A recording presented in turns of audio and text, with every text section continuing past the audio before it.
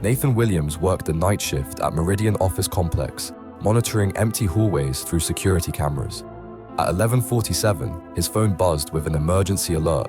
Severe tornado warning for his exact location. Seek shelter immediately. He looked outside.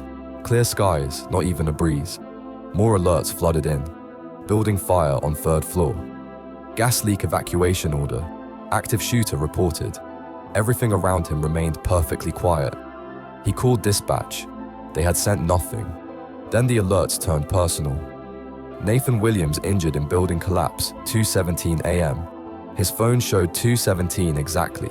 The final message read, Nathan Williams found dead at security desk, 3:17 a.m. As his clock hit 3:17, his reflection vanished from every monitor. Morning shift found his body. His phone showed no alerts,